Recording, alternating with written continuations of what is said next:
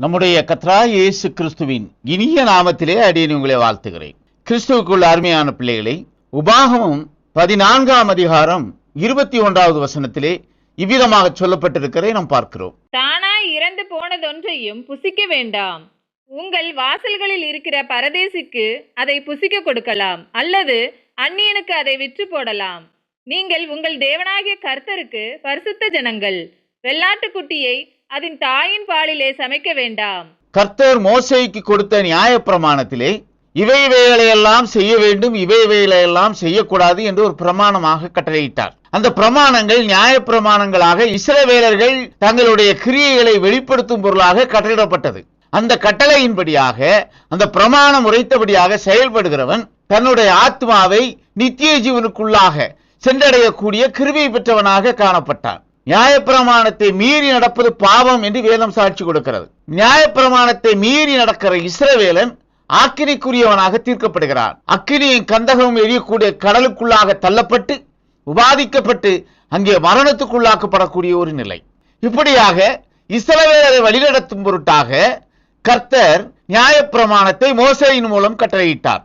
மோசேயின் மூலம் கொடுக்கப்பட்ட அந்த நியாயப்பிரமாணங்களுக்குள்ளாக இங்கே ஒரு பிரமாணம் இஸ்ரவேலர்களுக்குள்ளாக கட்டளையிடப்படுகிறது.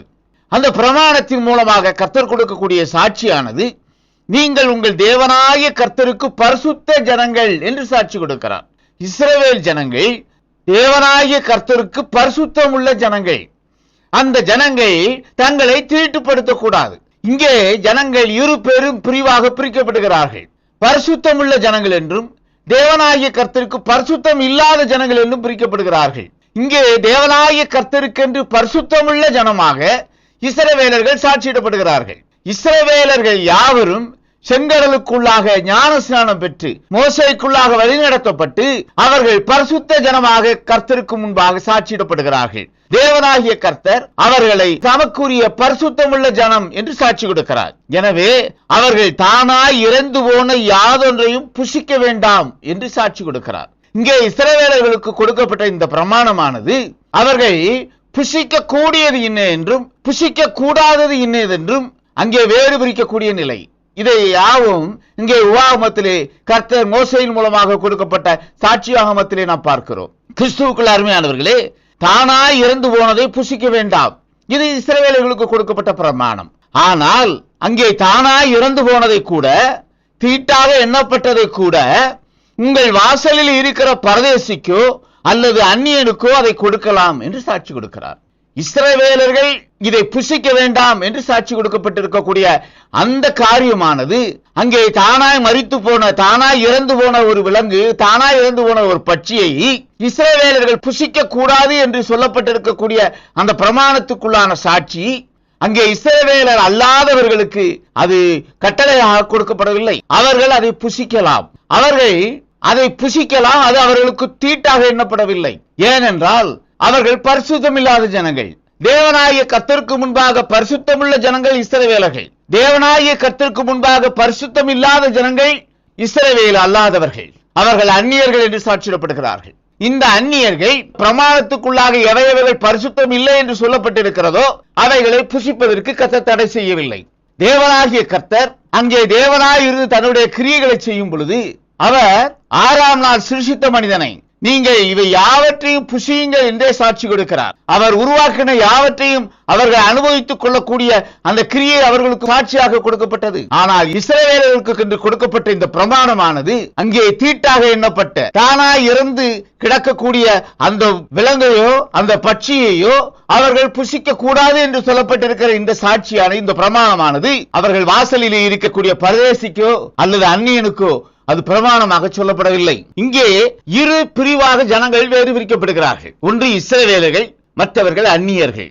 இந்த இஸ்ரவேலர்கள் தேவனாகிய கர்த்தருக்கு பரிசுத்தமுள்ள ஜனங்கள், தேவனாகிய கர்த்தருடைய ஜனங்கள். இஸ்ரவேலே என் ஜனமே என்று கர்த்தர் சாட்சி கொடுக்கிறார். அவர் இஸ்ரவேலை தனக்கென்று தெரிந்து கொண்டார் என்று வேதம் சாட்சி கொடுக்கிறது. அவர் இஸ்ரவேலருக்கு தேவன் என்று அவரை குறித்து கர்த்தர் சாட்சி கொடுக்கிறார். கிறிஸ்துவுக்குள் அருமையானவர்களே, இங்கே இஸ்ரவேலர்கள், இஸ்ரவேலர் அல்லாதவர்கள், இரு பிரிவுள்ள ஜனங்கள் இங்கே வேதாகமத்திலே வேறு பிரிக்கப்பட்டிருக்கிறதை நாம் பார்க்கிறோம். கிறிஸ்துவுக்குள் அருமையானவர்களே, இரண்டு விதமான ஜனங்கள். ஒன்னு தேவனுடைய சிருஷ்டிப்பு, மற்றொன்று தேவனாகிய கர்த்தருடைய சிருஷ்டிப்பு.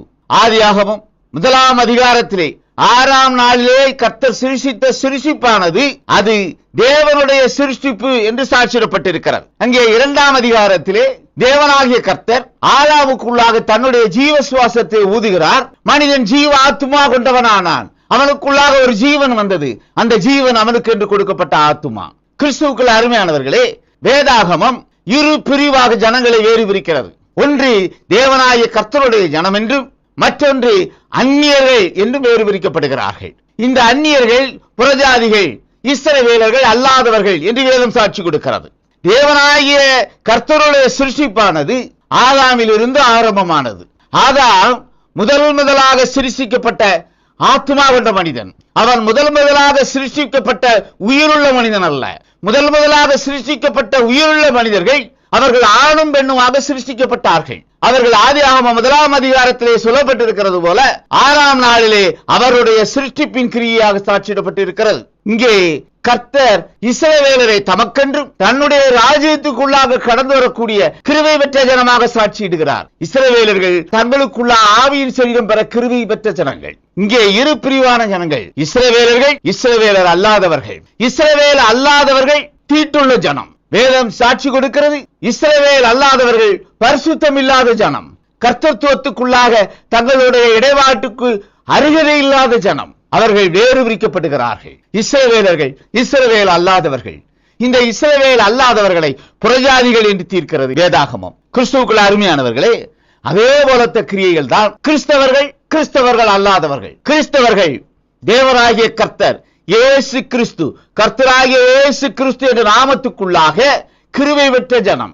கிருபையும் சத்தியமும் இயேசு கிறிஸ்துவினால் உண்டாயிருக்கிறது என்று வேதம் சாட்சி கொடுக்கிறது. அந்த கிருபையை பெற்ற ஜனம் கிறிஸ்தவர்கள். கிறிஸ்தவர்கள் தேவனாகிய கர்த்தருக்கு முன்பாக, கர்த்தராகிய இயேசு கிறிஸ்துவுக்கு முன்பாக தன்னுடைய ஜனம் என்று சாட்சியிடப்படக்கூடிய ஜனங்கள்.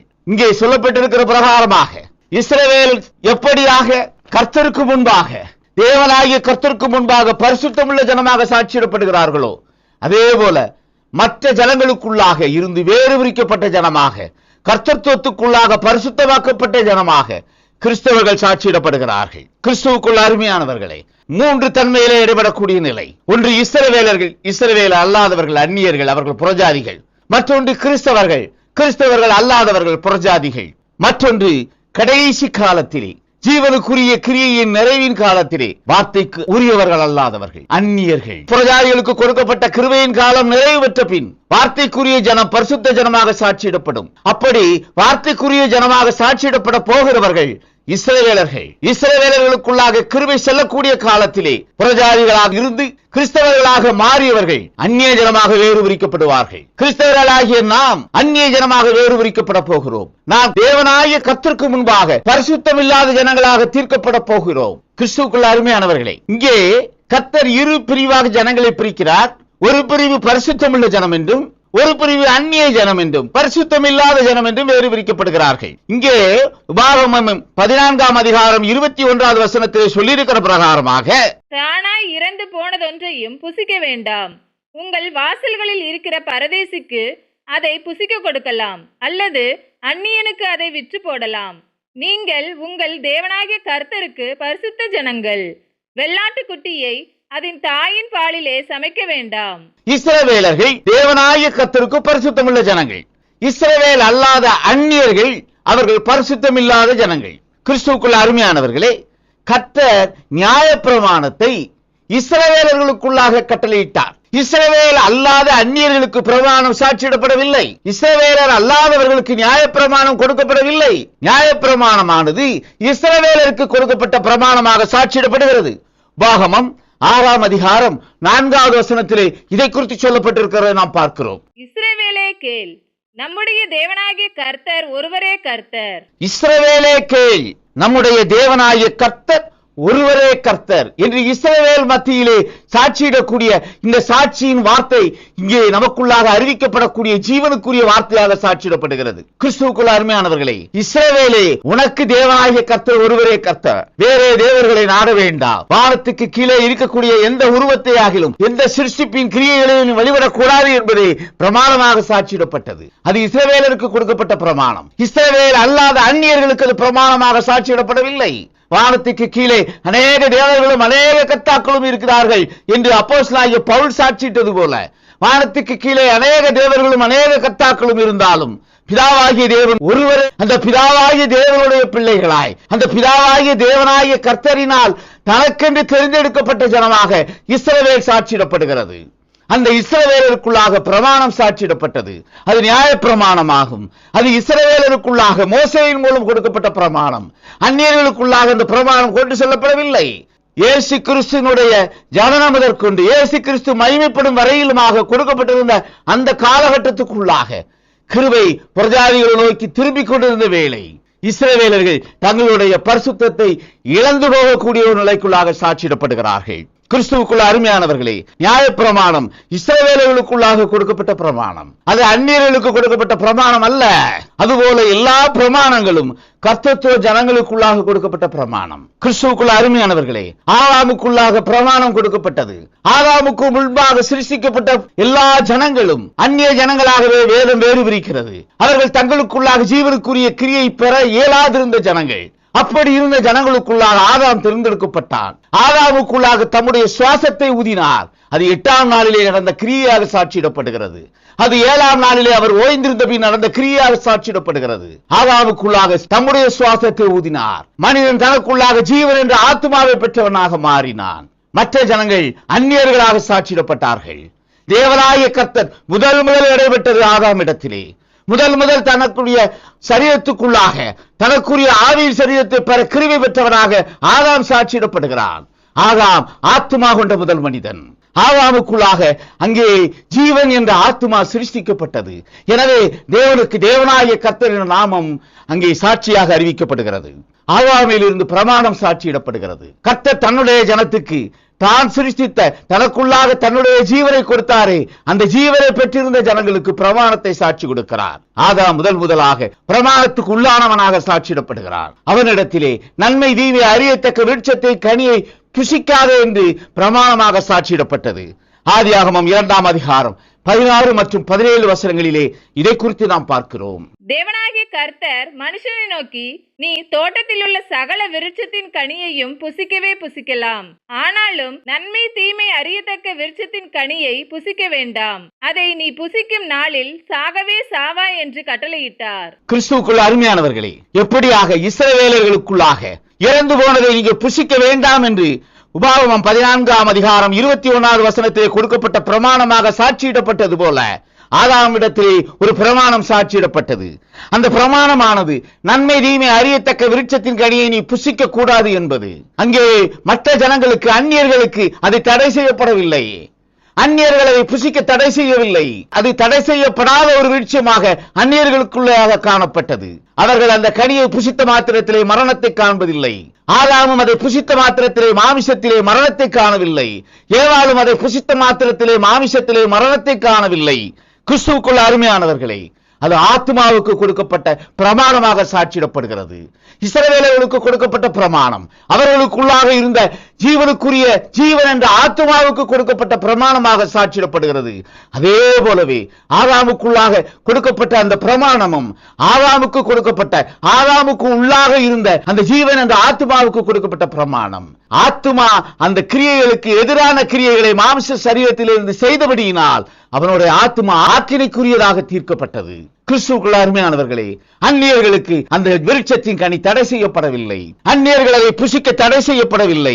அந்நியர்கள் அதை புசிக்கும் போது மரணத்தையும் காணவில்லை. கிறிஸ்துவுக்குள்ள அருமையானவர்களே, சுவிசேஷம் அங்கே பிரமாணமாக சாட்சியிடப்படுகிறது. ஆதாமுக்குள்ளாக சுவிசேஷம் பிரமாணமாக சாட்சியிடப்பட்டது. அது நன்மை தீமை அறியத்தக்க விருட்சத்தின் கனியை புசிக்காது என்பதே அந்த சுவிசேஷம். அந்த சுவிசேஷத்தை தேவனாகிய கர்த்தர் ஆதாமிடத்திலே அங்கே முகமுகமாக நின்று சாட்சி கொடுத்தார். ஏனோக்கினிடத்திலே ஒரு பிரமாணம் கொடுக்கப்பட்டது. ஏனோக்கு தேவனோடு சஞ்சரிக்க வேண்டும் என்பதே அந்த பிரமாணம். நோவாவுக்கு ஒரு பிரமாணம் கொடுக்கப்பட்டது. நோவா பேழைக்குள்ளாக பிரவேசிக்க வேண்டும், நோவா சொன்ன சுவிசேஷத்துக்கு கீழ்ப்படிந்து அந்த பேழைக்குள்ளாக பிரவேசிக்க வேண்டும் என்பதை அது சுவிசேஷமாக சாட்சியிடப்பட்டது. பிரமாணம் சுவிசேஷமாக சாட்சியிடப்பட்டது. ஆபிரகாம், ஈசாக்கு, யாக்கோபுக்கு சர்வ வல்லமை உள்ள தேவன் என்ற நாமத்திலே தன்னுடைய பிரமாணத்தை கர்த்தர் சாட்சி கொடுத்தார். அந்த பிரமாணங்களுக்கு கீழ்ப்படிந்தபடியினால் விசுவாச தகப்பனாக ஆபிரகாம் உயர்த்தப்பட்டான். ஆபிரகாமுடைய சந்ததிக்கு அந்த கிருபை கிடைத்தது. ஈசாக்கு கிருபை பெற்றவனாக மாறினான். ஈசாக்கு ஆபிரகாமுடைய உயிருக்கு உயிராக சிநேகிக்கப்பட்ட ஒரு மகன். அங்கே ஈசாக்கு கொடுக்கப்பட்ட கிருபை ஈசாக்கியினுடைய குமாரனாகிய யாக்கோபுக்கு கொடுக்கப்பட்டது. யாக்கோபு கிருபை பெற்றவனானான். கிறிஸ்துவுக்குள்ள அருமையானவர்களே, யாக்கோபினுடைய சந்ததி இஸ்ரவேலர்களாக சாட்சியிடப்படுகிறார்கள்.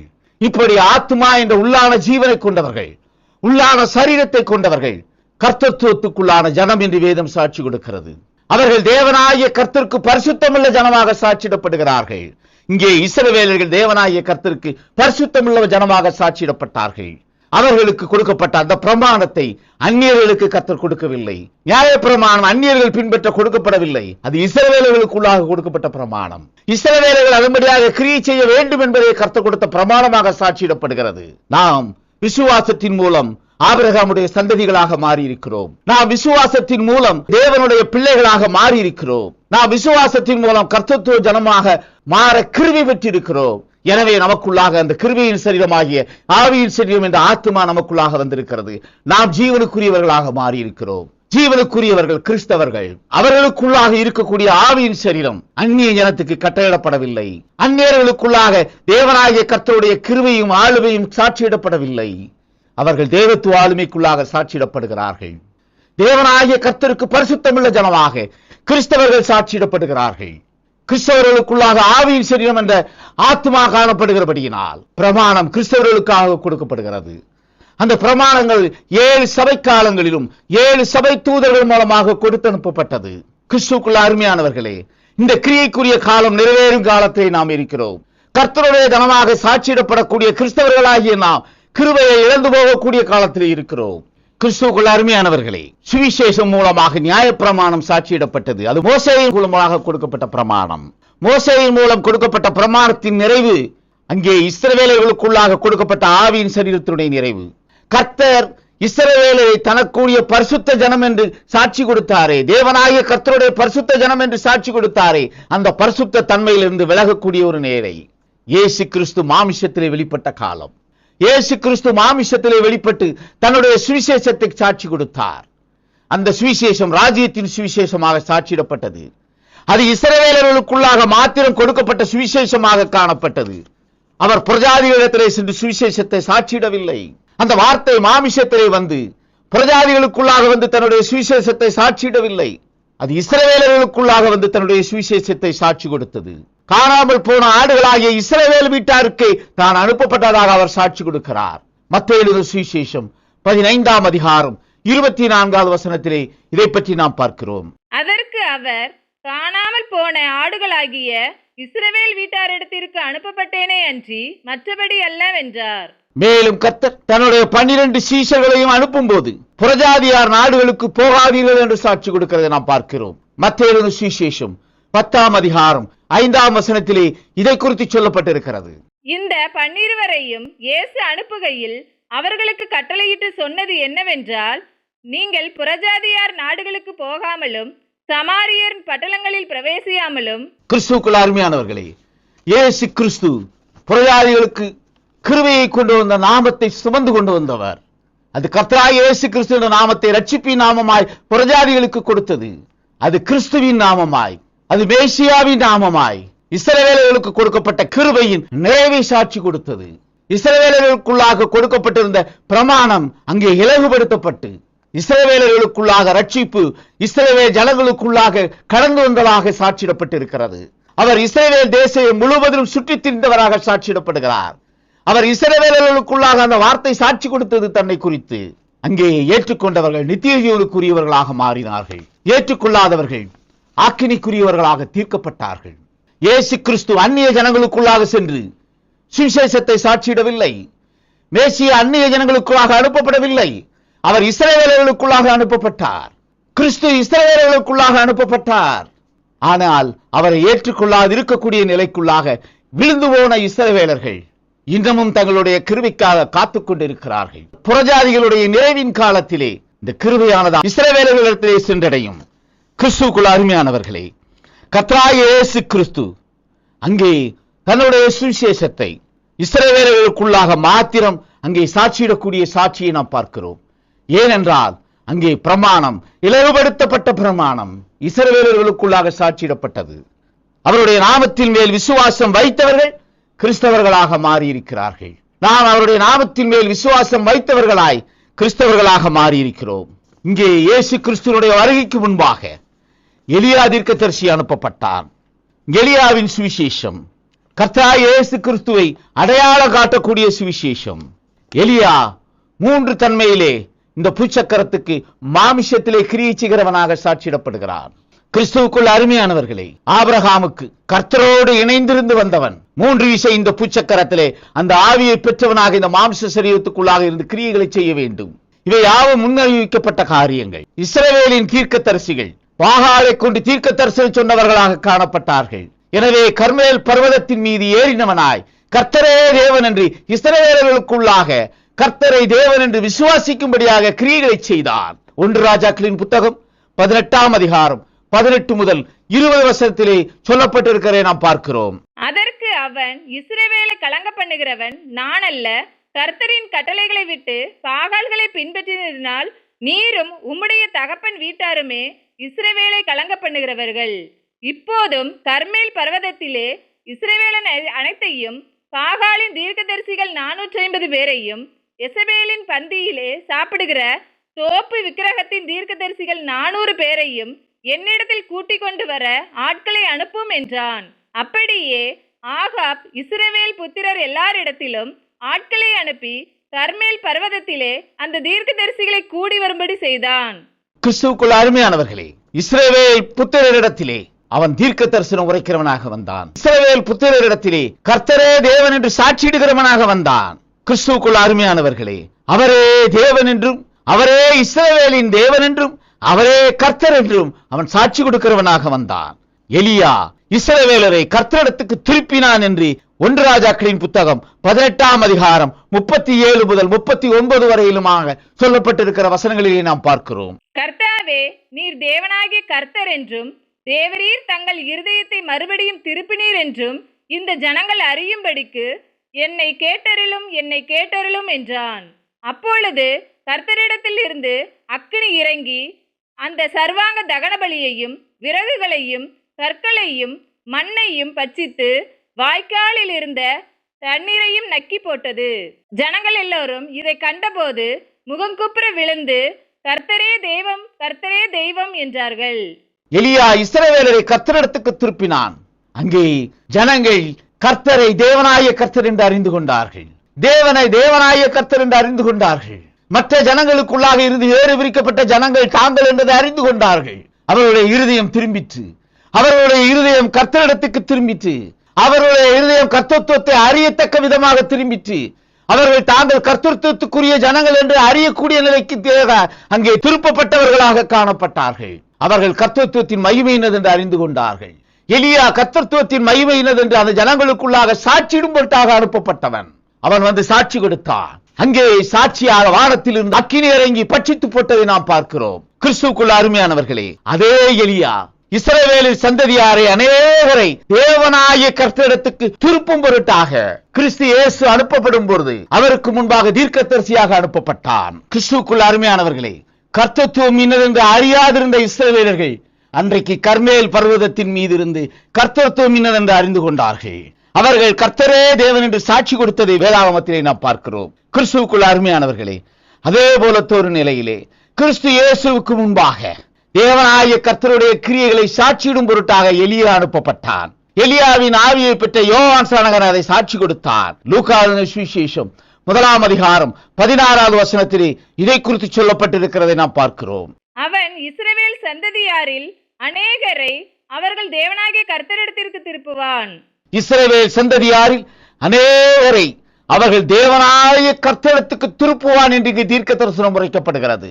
இஸ்ரவேல் ஜனங்களை அவர்களுடைய தேவனாகிய கர்த்தருக்கு முன்பாக திருப்பக்கூடிய ஒரு நிலை. கர்மேல் பர்வதத்திலே நினைத்த அந்த நிகழ்வானது இஸ்ரவேலருக்குள்ளாக இயேசு கிறிஸ்து மாமிசத்திலே அங்கே தன்னுடைய கிரியைகளை ஆரம்பிக்கும் முன்பாக இங்கே யோவான் ஸ்நானன் மூலமாக கொடுக்கப்பட்ட சாட்சியாக அது அமைந்தது. கிறிஸ்துவுக்குள் அருமையானவர்களே, யோவான் ஸ்நானகராக நின்று இஸ்ரவேல் சந்ததியாரை தேவனாகிய கர்த்தரிடத்துக்கு அவன் திருப்பினான். அவன் இஸ்ரவேலருக்கு தன்னை காண்பிக்கும் நாள் வரையிலும் அவன் வனாந்தரங்களிலே இருந்தான் என்று லூக்கா எழுதின சுவிசேஷம் 1 அதிகாரம் 80வது வசனத்திலே சொல்லப்பட்டிருக்கிறதை நாம் பார்க்கிறோம். அந்த பிள்ளை வளர்ந்து ஆவியிலே பலம் கொண்டு இஸ்ரவேலுக்கு தன்னை காண்பிக்கும் நாள் வரைக்கும் வனாந்தரங்களிலே இருந்தான். கிறிஸ்துவுக்குள் அருமையானவர்களே, அங்கே இஸ்ரவேலுக்கு தன்னை காண்பிக்கும் காலம் வரையிலும், எலியாவின் ஆவி அவனுக்குள்ளாக இறங்கி கிரியைகளை செய்ய ஆரம்பிக்கிற வரையிலும் அவன் வனாந்தரங்களிலே இருந்தான். அவன் வார்த்தையை சாட்சியிடவில்லை. அவன் முன்னறிவிக்கப்பட்ட காரியத்தை அங்கே சாட்சியாக அறிவிக்கவில்லை. அவனுக்குரிய காலம் வந்தபோது அவன் தன்னை இஸ்ரவேலுக்குள்ளாக வெளிப்படுத்த வேண்டும் என்று கர்த்தர் முன்குறித்த நாள் வரும் பொழுது அங்கே வந்து சாட்சி கொடுத்தான். அங்கே தேவனாகிய கர்த்தரிடத்துக்கு திரும்பும் பொருட்டாக சாட்சி கொடுத்தான். அந்த தேவராகிய கர்த்தர் அங்கே மாமிசத்திலே தன்னை வெளிப்படுத்தினார். அந்த வார்த்தை மாமிசத்திலே தன்னை வெளிப்படுத்தினது. அந்த வார்த்தைக்கு சாட்சி கொடுத்தார். இவர் உலகத்தின் பாவத்தை சுமந்து தீர்க்க வந்த தேவாட்டுக்குட்டி என்று சாட்சி கொடுத்தார். அவன் சாட்சி இஸ்ரவேலர்களுக்குள்ளாக மாத்திரம் ஒலித்தது. அவன் பிரஜாதிகளுக்குள்ளாக சென்று சுவிசேஷத்தை அறிவிக்கவில்லை. அவன் காணாமல் போன இஸ்ரவேல் வீட்டாருக்குள்ளாக அனுப்பப்பட்டாரே, அவரை குறித்து இஸ்ரவேலர்களுக்குள்ளாக சாட்சி கொடுத்தார். அவன் பிரஜாதிகளிடத்திலே சுவிசேஷத்தை சொல்லவில்லை. கிறிஸ்துவுக்குள் அருமையானவர்களே, அதே போலத்த ஒரு கிரியை கடைசி ஏற்பாட்டின் காலத்திலும் நிறைவேற வேண்டும். கடைசி ஏற்பாட்டின் காலமாக சாட்சியிடப்படக்கூடிய கிறிஸ்தவர்களுக்கு கொடுக்கப்பட்டிருக்கிற கிருபையின் நிறைவின் காலத்திலும் எலியாவின் ஆவி வந்து சாட்சியிட வேண்டும். எலியாவின் ஆவி வந்து கிறிஸ்தவ ஜனமாகிய கர்த்தருடைய பரிசுத்த ஜனத்துக்குள்ளாக தேவனாகிய கர்த்தராக இருந்து, கர்த்தராகிய இயேசு கிறிஸ்துவாய் இருந்து கிரியைகளை செய்து கொண்டிருக்கிறவரை கர்த்தத்துவத்துக்கு அதிபதியை சாட்சியாக அறிவிக்க வேண்டும். அந்த சாட்சி கிறிஸ்தவர்களுக்குள்ளாக சுவிசேஷமாக அறிவிக்கப்பட வேண்டும். பிள்ளைகளுடைய இருதயத்தை பிதாக்களுக்கு நேராய் திருப்பும் பொருட்டாக அந்த ஆவி வந்து இந்த பூச்சக்கரத்திலே வார்த்தைக்கு சாட்சியிட வேண்டும். மல்கியா தீர்க்கதரிசியின் புத்தகம் 4 அதிகாரம் 6வது வசனத்திலே இவைகளை குறித்து தீர்க்க தரிசனமாய் அறிவிக்கப்பட்டிருக்கிறதை நாம் பார்க்கிறோம். நான் வந்து பூமியை சங்காரத்தால் அடிக்காதபடிக்கு அவன் பிதாக்களுடைய இருதயத்தை பிள்ளைகளிடத்திற்கும் பிள்ளைகளுடைய இருதயத்தை அவர்கள் பிதாக்களிடத்திற்கும் திருப்புவான். பிள்ளைகள் நாம் அவருடைய நாமத்தின் மேல் விசுவாசம் வைத்து அவரை ஏற்றுக்கொண்டவர்களாக இன்றைக்கு தேவனால் அங்கீகரிக்கப்பட்ட பிள்ளைகளாக சாட்சியிடப்பட்டிருக்கிறோம். அதற்கு முன்னர் நாம் தேவனாகிய கர்த்தருடைய பிள்ளைகள் அல்ல. அதற்கு முன்னர் நாம் தேவனாகிய கர்த்தருக்குடைய பரிசுத்த ஜனம் அல்ல. நாம் அந்நியர்களாக இருந்தோம். நாம் இப்போது சுவிகார புத்திரர்களாக அவருக்குள்ளாக சுவிகாரம் எடுக்கப்பட்டிருக்கிறோம். கிறிஸ்து இயேசுக்குள்ளாக சுவிகார புத்திரர்களாக பிதாவினுடைய பிள்ளைகளாக மாற்றப்பட்டிருக்கிறோம். இந்த பிள்ளைகளாகிய நம்மிடத்திலே பிதாவாகிய தேவனுக்கு நேராக திருப்பக்கூடிய ஒரு சாட்சியாக எலியாவின் ஆவி இந்த பூச்சக்கரத்திலே வந்து சாட்சியிடப்பட வேண்டும். அது வார்த்தைக்கு முன்னின்று சாட்சியிட வேண்டும். அது வார்த்தையான தேவனுடைய நாமத்துக்கு முன்பாக தன்னுடைய சாட்சி இந்த பூச்சக்கரத்திலே அறிவிக்கும்.